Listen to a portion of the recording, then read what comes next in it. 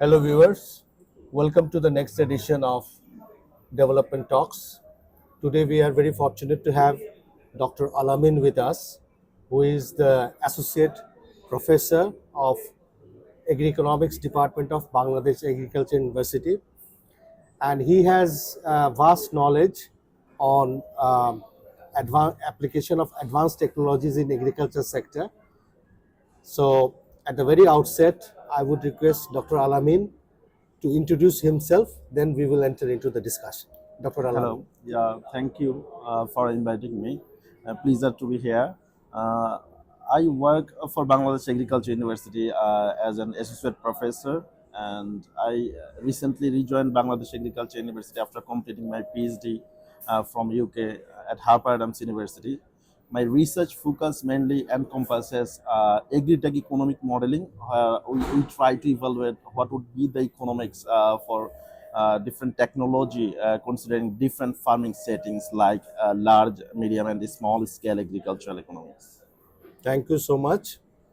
So, considering your background and vast experience and research, so my first question to you would be, how do you see Bangladesh's journey in agriculture mechanization?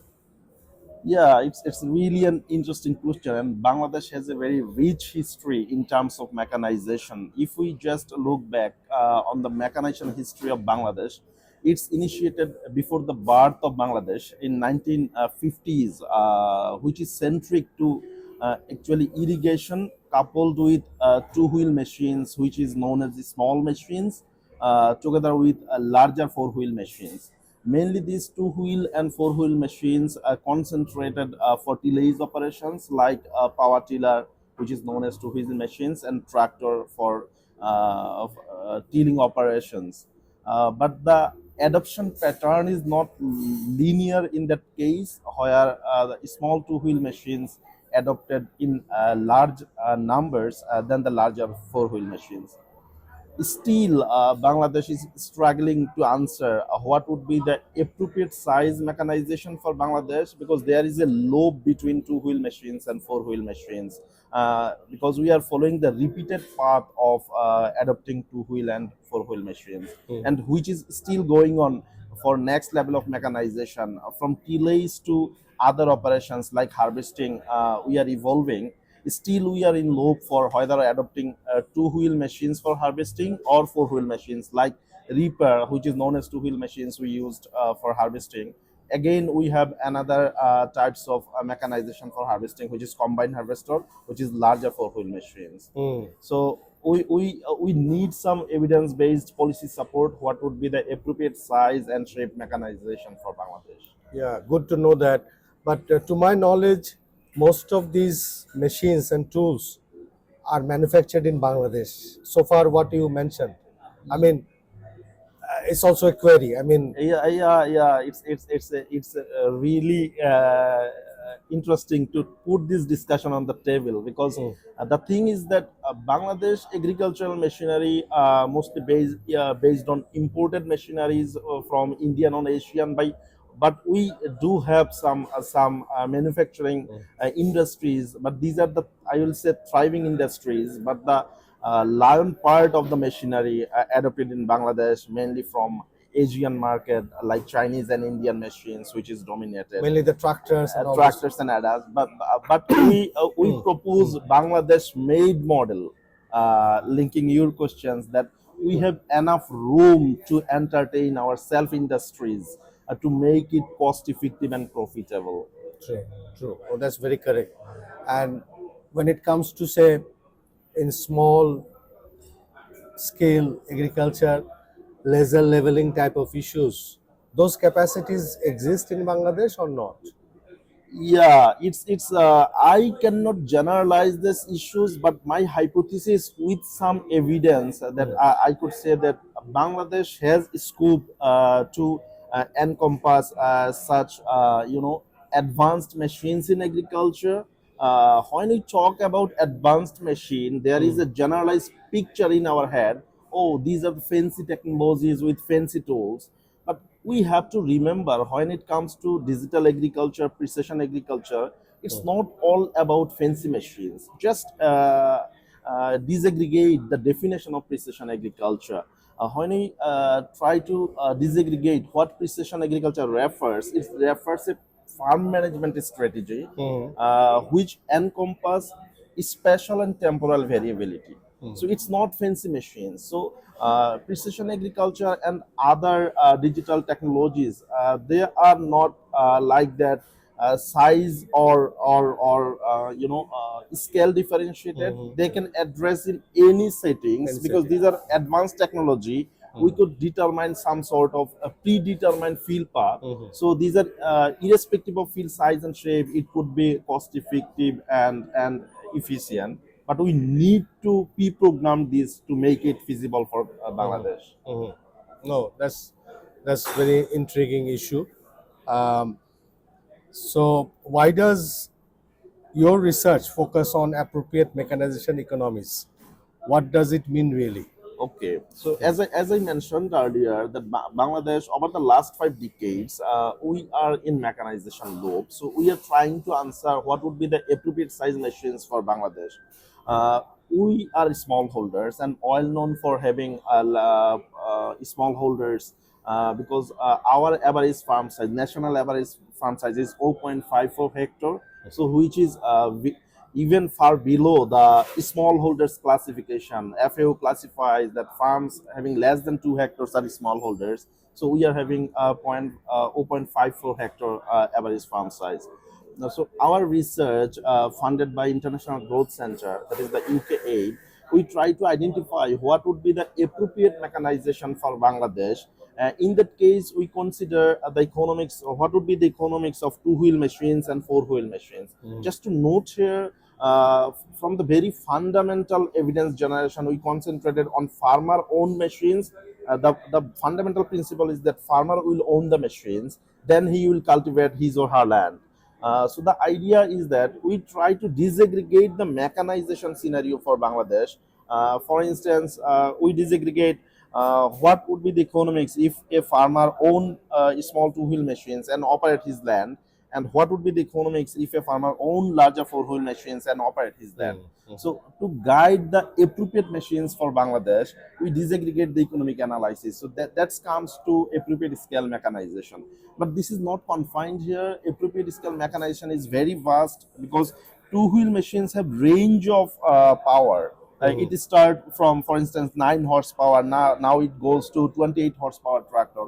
Even it for combine harvester, it started from 10 horsepower. Now Bangladesh have 120 horsepower tractor. So when it comes to appropriate, it should be size specific, power specific, something like that. But in our research, we focus on the typical types of machines. That is, for instance, 16 horsepower power tiller is typical, and 17 horsepower combine is typical.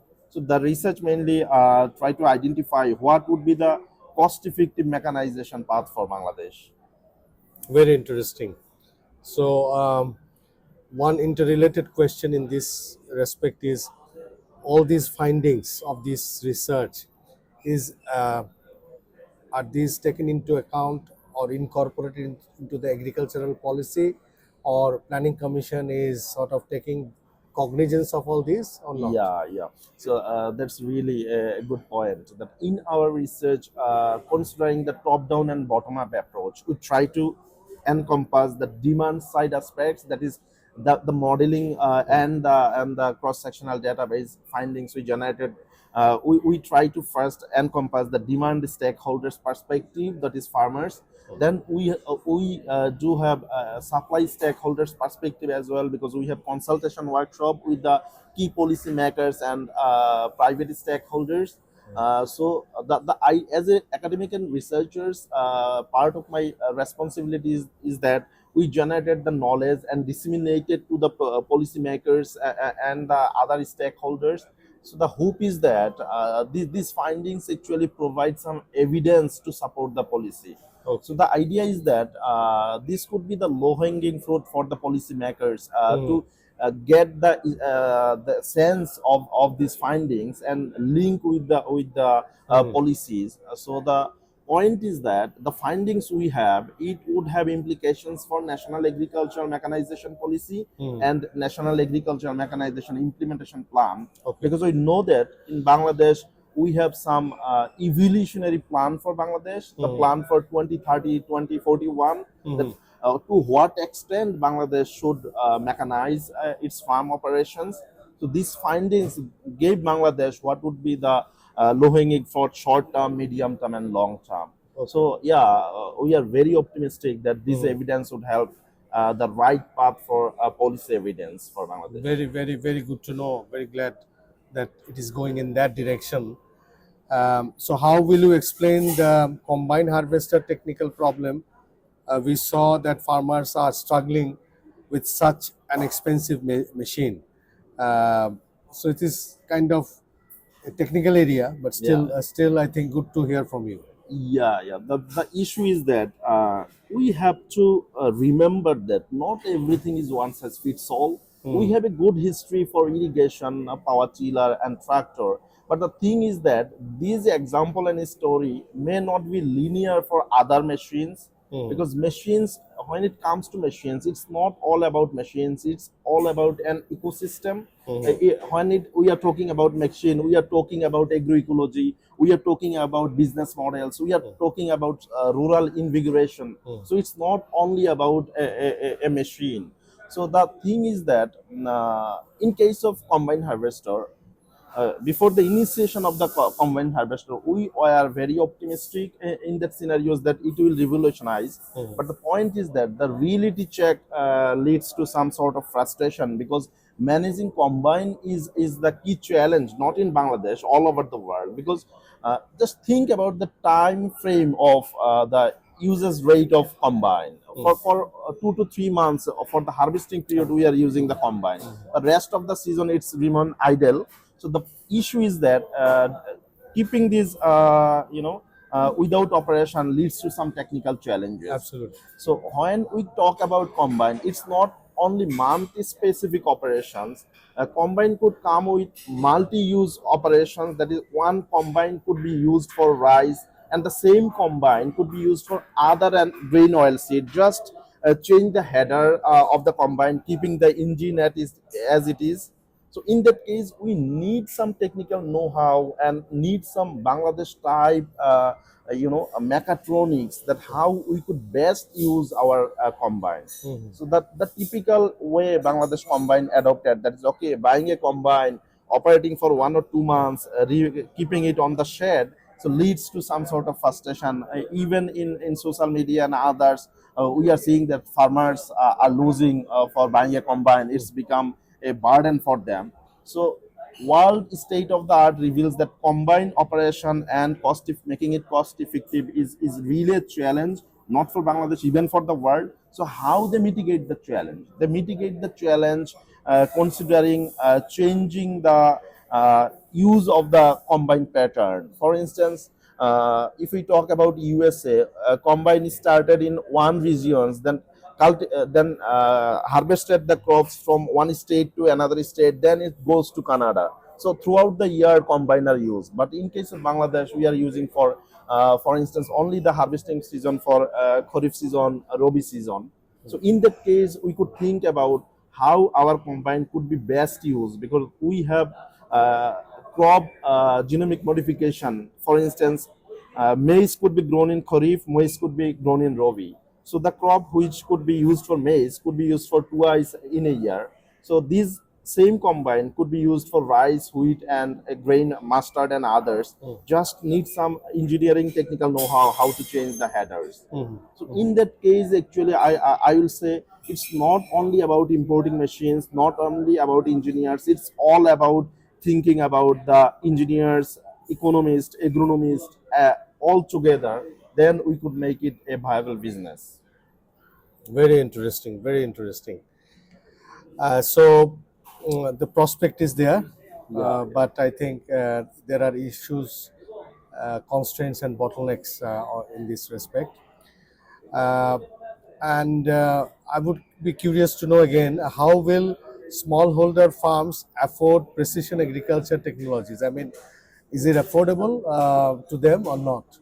And if I talk about precision technology, let me just extend this little broader.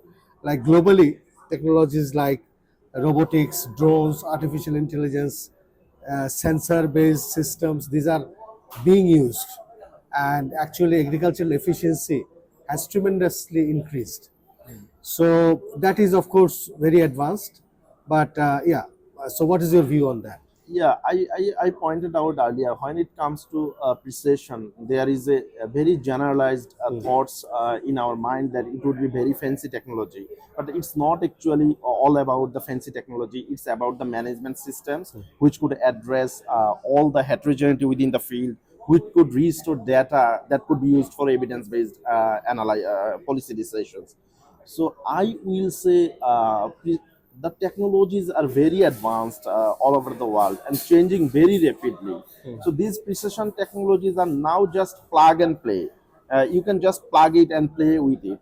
But the question is whether it would be cost effective for Bangladesh, because the Western type model, for instance, John Deere, the technology giant, they mainly focused on the large scale and medium scale agriculture. This may not best fit in our context.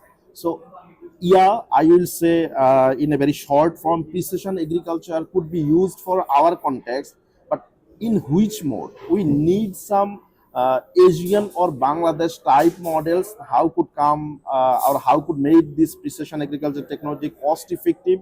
I will say cost effective precision agriculture will change the farming paradigm of Bangladesh. For Absolutely. instance, we have power tiller, Mhm. just keeping the same power tiller, installing some low cost gadgets, for instance, Wi Fi sensor on the machines, even with approximately 2 lakhs taka, we could transform these existing conventional machines to precision technology. So with 2 lakh taka, you could change the whole system here, because the precision could be cost effective, could be game changing. Just have a look. My students will not be interested to be a tractor driver with the power tiller.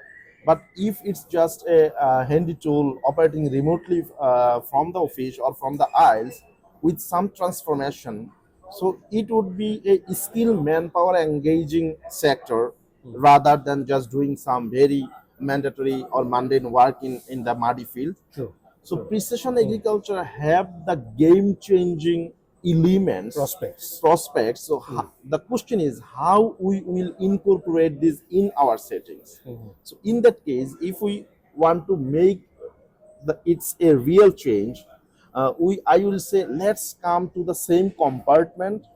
Actually, we are on the same train. Engineers are on the one compartment, agriculturists are in one compartment, business people in one compartment. Let's come to the come in the same compartment from the different compartments of the train. So if we come together, then we could revolutionize our agriculture. So Absolutely. we have room to capitalize this precision agriculture techniques for our context. And also, additionally, I may supplement and complement the Yeah, points you have made. All these, in the end, requires policy support right, right, and policy support and incentivization of the whole right, process. right. So we may come up with new ideas, good ideas, Yeah, in order to popularize it. yeah. In the beginning, I think some kind of incentive mechanisms Mechanism, yeah. should be there. Okay, my next query or question. So people suggest land consolidation for mechanization. What is your opinion for consolidating farmland? Okay, that's really a time demanding question. When it comes to mechanization, the generalized hypothesis is that land should be consolidated, because if we look at the world history of mechanization, see that 20 horsepower tractor now turns to 420 horsepower tractor. The simple 20 horsepower tractor, now we are adopting 420 horsepower tractor. This is the world context. So to accommodate these giant machines in the farm, so people usually all over the world consolidate land. But the point is that this is the old history of land consolidation. So there are some school of thoughts of consolidation as well. See the recent state of the art. Land consolidation is not mandatory due to the advanced technology nowadays. the rule of thumb of mechanization is get big or get out. So this is the typical rule of mechanization. In that case, rectangular fields are entertained because of the efficiency issues, and that leads to the promotion of the land consolidation. But in our context, consolidation may not be the appropriate path because you need to change the rural settings. Just have an example. I am interested to produce rice on my field, but my brother, who is interested to produce maize in his field, and my sister may be interested to produce some flowers in her field. So we are struggling to come in consensus even within our family. So how the neighbors could come in consensus in terms of consolidating the land? So you have to change the total rural settings when it comes to consolidation. So it's not be the sustainable approach. So we should, yeah, we need some sort of consolidation, but the question is to what extent we will consolidate our land. We have when we talk, Basically, where to draw the line. yeah, where to draw the line. We have to think about when it comes to machines, which machines are low hanging in our context, which machines will cause what level of change in the settings. So without changing our rural settings, with advanced technology, I will say low cost advanced technology, we could even keep our field as it is, cultivate our land, because as I mentioned earlier, when it comes to precision and advanced machines, you are drawing field path, even irregular field path in your field. So you are giving command in the computer to your machines, okay, go this way. So you do not have to care about the field size and shape issues because it's already predetermined. And with your command, the machine will operate within the field size and shape. Even it will avoid the obstacle within the fields. So it's not like that we have to consolidate our land following the conventional mechanization rule of thumb. We have alternatives in our hand. So now we have to readjust ourselves with this advanced skill-based knowledge. So I will say, as an economist, I will say agri-tech economist, I am not in a good favor of consolidating our land because we will work long away. Then we will think that okay, we made a wrong decision. Let's go back to our old settings. So it would be huge investment for us.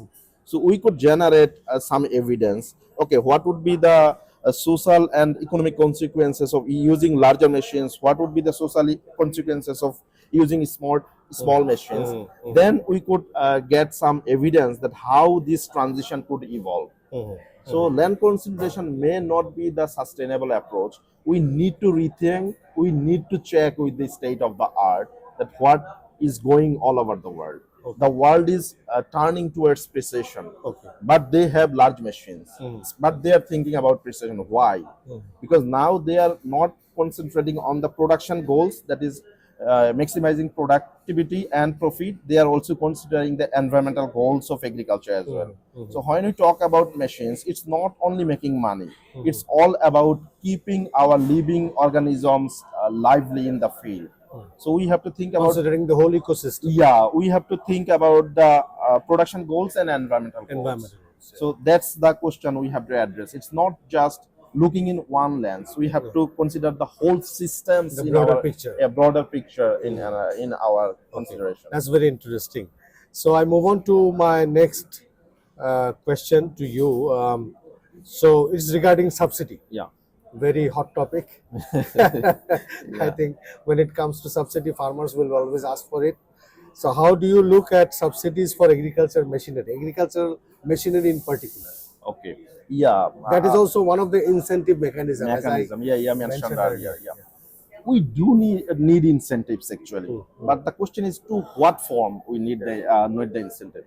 Just look our machinery subsidy scenarios. The government, the previous governments, all the governments, they provide consistent subsidy, and now we are in decision. We are in indecision that whether this subsidy will exist for machines and others. And now the machine subsidy is not going on, not implemented at the current time.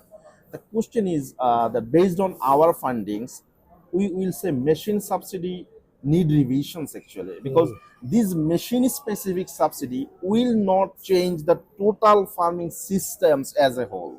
The machine specific subsidy will create some sort of monopoly or oligopolistic type market in mechanization. So yes, we need subsidy, but instead of giving subsidy to particular machines, we could think about how to entertain the startups, how to entertain the Bangladesh made models. For instance, if you make a subsidy program for youth entry policy for agriculture, giving this subsidy to youth to come up with startups encompassing AI. Just I came to Uber. I was talking with my driver that how much you pay over for making my ride.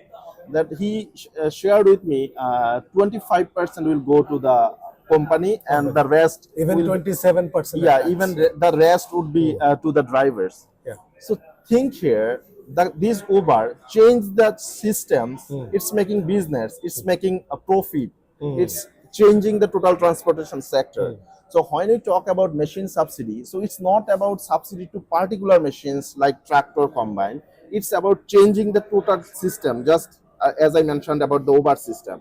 So when we talk about subsidy, it could be devised in a way that will change the total farming systems, that is business, agroecology and other issues. So we have room here, we have examples all over the world. Just in terms of subsidy, I will say, let's take Hello Tractor as an example. Hello Tractor in Africa during COVID, these African youth initiated a program. Okay, let's combine all the tractors together, make an online and offline platform. Due to COVID, people are not going to the field or in gathering in a place. So they generated some online and offline booking system. And for instance, I need tractor. I could say hello to the Hello Tractor, and they provide service to my field. And this type of initiative initially not booming the industry, but after 4 to 5 years, from 19 to 2025, they actually revolutionized their farming system. The revolution take place. See, the technology giant John Deere now collaborate with Hello Tractors. These very raw ideas now changing total business atmosphere of the mechanization in Africa. John Deere didn't even do business in small settings. They do business in large and medium settings. Now they are collaborating with these smallholders. So in our case, we have demographic dividend. So this subsidy program could think of how to capitalize this demographic dividend here. So when it comes to machine specific subsidy, we need to think some innovative form of subsidy to change to make the agriculture as the next low hanging business We for need Bangladesh. basically disruptors. I mean, Yeah. disruptors like Hello, those who Yeah, come up yeah. with new ideas, New ideas and others. startup ideas. It would be machine, but it would come up with some innovative Yes, ideas to make innovative ideas, changing yeah. the system. Finally, I think with all these, the generic fear factor is job loss. Yeah. Yeah. So how do you view that? I mean, do you think that mechanization would lead to job loss in agriculture sector? Yeah, it's a myth. It's a myth because just have a look at the state of the art all over the world. You will get piles of literature, even for smallholder context. Like, for instance, African context. Global food security have some papers on these issues. That is, this is a myth here, because when it comes to a machine or mechanization, it's not just substituting a labor with machines. It's not capital labor substitution. It's a system change. You are not removing labors from the field. Actually, you are making the farming handy. You do need some sort of skilled manpower who is operating the machine remotely or just behind the field path, behind the aisle. So you need some people who operating this, but you are making it more profitable and I will say skill based sector. So it's not just remove the lever and make the field full of some machines. Okay. So we will have room to make agriculture as a skill based industry. See the unemployment rate a rickshaw driver, he is not hesitate to pulling rickshaw, but an educated youth may hesitate to pull a rickshaw, may hesitate to give services in such kind of cafeteria and others. But when it comes to some smart job, so it will change the total labor market actually. So we need skilled manpower instead of very unskilled people. So why I say it means, just think about the peak, even the lean operating period in Bangladesh. We need a numbers of labor, but we are struggling to hire laborers. Just for example, in our research, we found that if a 3 hectare land we are considering or 4 hectare land we are considering to operate, in the peak operation months throughout the year, like just think about March, June, July, November, then I will say February. So these are the planting and harvesting months in Bangladesh. So in that case, for three hectare and 4 hectare farm, we need to available 300 laborers per month to complete our farm operations optimally. But think about hiring 300 labor in 1 month for a single farm. It's totally it's not possible to hire such kind of huge number of laborers in agriculture. So we have to think about the labor availability. We have to think about the wage rate, what is going on right now. So considering even our current context, this conventional type. Like whatever we have discussed so far, I think these are manageable, doable. These are mechanization. We have limited our discussion to mechanization issue, which is not fully in practice, but maybe in future with some incentivization from the government policymakers, I think that will make the whole agriculture sector more efficient. But another area, the advanced use of technology like hydroponic, aeroponic, Internet of Things, going vertical in agriculture, which Europe, United States, they are adopting, that may be a far cry for the time being. Yeah. But very shortly, if you have any view on that. Yeah, just when we just come from from our discussion actually, we talk about some scenarios in agriculture. So that scenarios we discuss the advanced machines. Actually, we do consider the existing machines. When I talk here in our research, we consider the existing machine. For when we consider the economics of different appropriate size machines, we analyze what would be the economics if we consider only tillage or mechanized and others manual, the existing system we have. We do consider tillage and harvesting mechanized and others manual. We do consider tillage, planting and harvesting mechanized and other manual. So these scenarios and this next phase of mechanization we are talking about, it's based on evidence that is with our existing mechanization set, we are losing our pocket money. So even with our current setup, this kind of low cost retrofitted precision technology would be the medium to long term solution for Bangladesh. Actually, you are talking about vertical farming. What we discussed earlier, it was open field arable farming. That is farming on the open field. So when we talk about farming in the open field, it's more uncertainty and risk was in the open field due to heterogeneous factors, weather and other issues. What you are talking right now, it's all about indoor farming, making the vertical farming. So this kind of technology, smart and digital technology, are adopting in this kind of indoor farming as well. So in case of Bangladesh, these indoor-based precision farming have the scope to change the game as well, because we want to make tomatoes and potatoes year round, but we are producing in certain, for instance, these are the rabi crop, producing in certain period. So we actually need to make this available throughout the year. So in that case, we could make this kind of changes in our agriculture, promoting such kind of indoor and AI-based open field farming in our agriculture.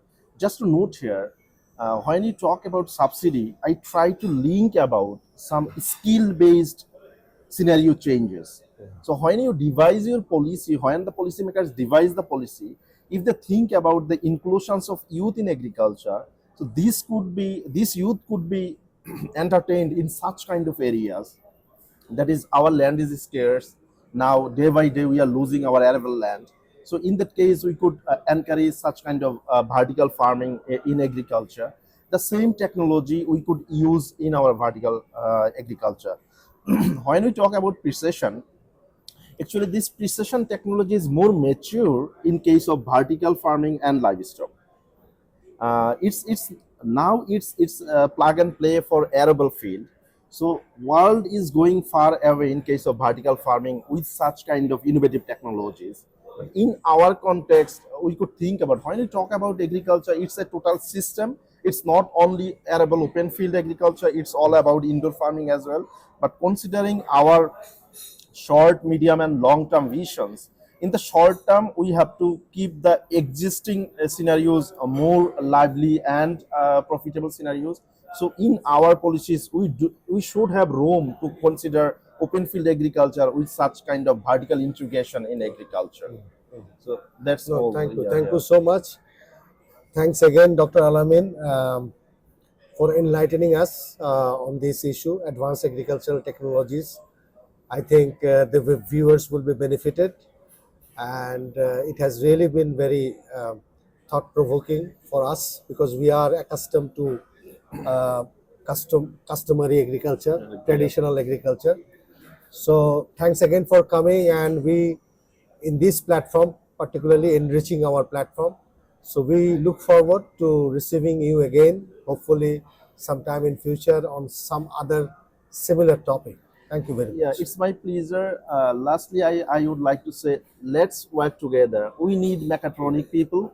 We need agriculturists. We need agriculture economists. We need environmentalists to make our agriculture very entertaining and supporting our thriving economy. Because just to note here, after garments, agriculture could be the next low-hanging industry for Absolutely. Bangladesh. Absolutely. So we have the expertise, but we need to come in the same roof to make it more, Absolutely. profitable and enriching our food systems. Thank Thank you. you so much. With that note of Dr. Alamin, we conclude today's episode. Hope to see you again soon, viewers. Thank you very much.